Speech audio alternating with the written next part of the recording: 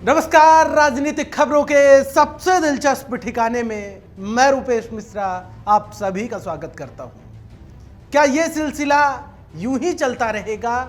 सियासत अपनी चालों से आखिर कब तक किसानों को छलता रहेगा? यह प्रश्न इन दिनों संपूर्ण भारतवर्ष के समक्ष एक यक्ष प्रश्न की तरह खड़ा है और जाहिर तौर पर जिस प्रकार से पूरा देश इन दिनों जो धरती पुत्रों की तस्वीरें देख रहा है वो जाहिर तौर पर चौंकाने जैसा है। सबसे पहले हमारी ये रिपोर्ट देखिए और आकलन लगाइए कि आखिर समस्या इस भारतवर्ष के समक्ष कितनी विकट आ खड़ी हुई है।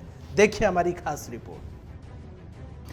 महफूज बैठी दिल्ली की हुकूमत की बेचैनी नवंबर की सर्द में भी देश के धरती पुत्रों ने बढ़ा दी है। अफसोस इस बात का है कि धरती चीर कर देश का पेट पालने का मादा रखने वाला किसान अपने हक की लड़ाई लड़ने के लिए सड़कों का रुख करने पर मजबूर है। लेकिन आंख से अंधी और कान से बहरी हो चुकी हुकूमत किसानों के दर्द पर सियासी रोटियां सेकने पर भरपूर आमादा है। मौजूदा वक्त में देश जो तस्वीरें किसानों की देख रहा है उससे किसी का भी दिल पसीज जाएगा। लेकिन शर्म की बात तो यह है कि सफेद पोशों की सेहत पर इसका कोई असर ही नहीं पड़ रहा है। जहां बातें तो जय जवान और जय किसान की जाती हैं, तो वहीं दूसरी ओर दिल्ली की हुकूमत जा जवान मार किसान के फॉर्मूले पर काम कर रही है।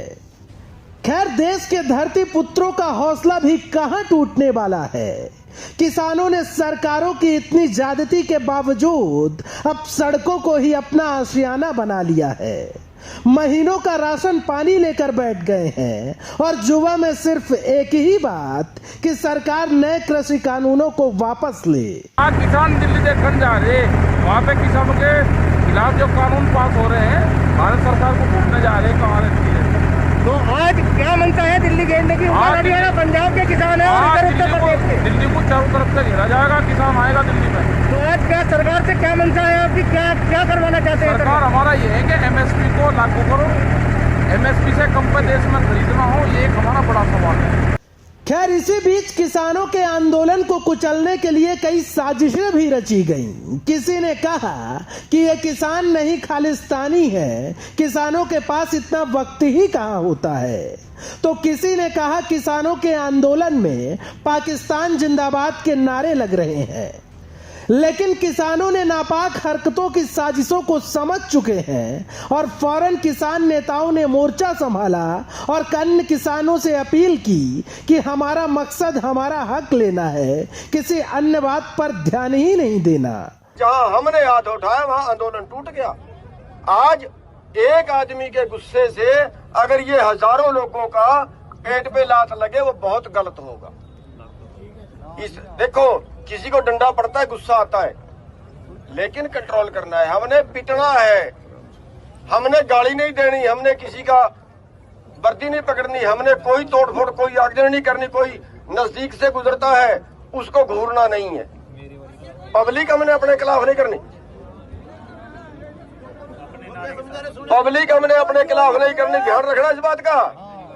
और भाई, कोई भाई, मेरे को नहीं पता यहाँ कौन था, कोई भाई यहाँ भिंडरा वाले के बारे में कुछ बोल रहा था। मेरी बेनती है कि हम किसान की लड़ाई लड़ने के लिए आए हैं, बाकी यहाँ पे कोई बात ना की जाए, बाकी यहाँ पे कोई बात ना की जाए। हमें सब धर्म हमारे लिए बराबर है, सब जातियां हमारे लिए बराबर है, सब कौमें हमारे लिए बराबर है, सारे वर्ग हमारे लिए बराबर है। खैर, अब किसानों के आंदोलन को देश भर से समर्थन मिलने लगा है। तमाम राजनीतिक दलों के लोग अपनी अलग अलग प्रतिक्रिया व्यक्त कर रहे हैं।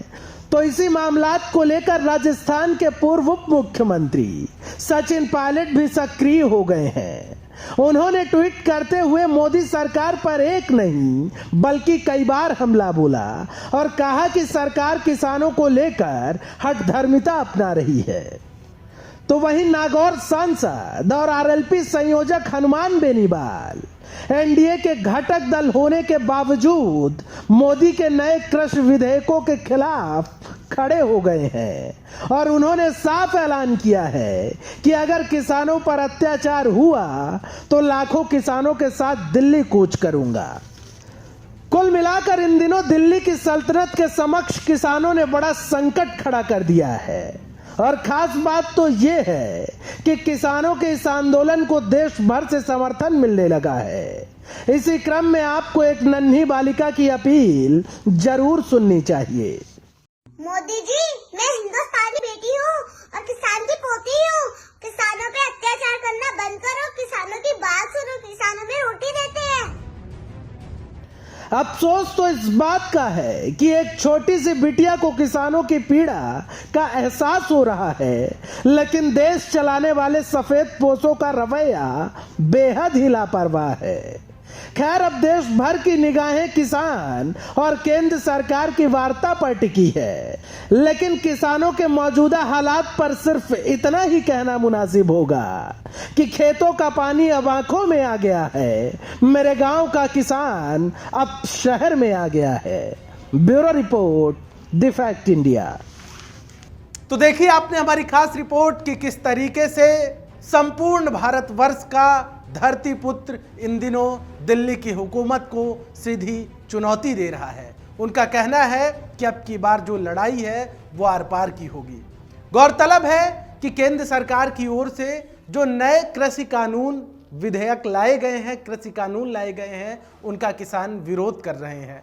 जाहिर तौर पर यदि केंद्र सरकार बार बार इस बात का दावा करती है कि वो किसानों के हित में है, तो सरकार की जिम्मेदारी बनती है कि किसानों को बैठाए और उन्हें समझाए कि आखिर उनका फायदा किस प्रकार से हो रहा है। और यदि ऐसा नहीं है तो उनकी किसानों की बातें भी सरकार को तसल्ली से सुननी चाहिए। दोस्तों, बहरहाल अभी सरकार और किसानों की वार्ता बेनतीजा है। इस पर क्या आगे सरकार रुख लेती है, हर बड़ी खबर हम आपके समक्ष लेकर हाजिर होते रहेंगे। तब तक के लिए नमस्कार।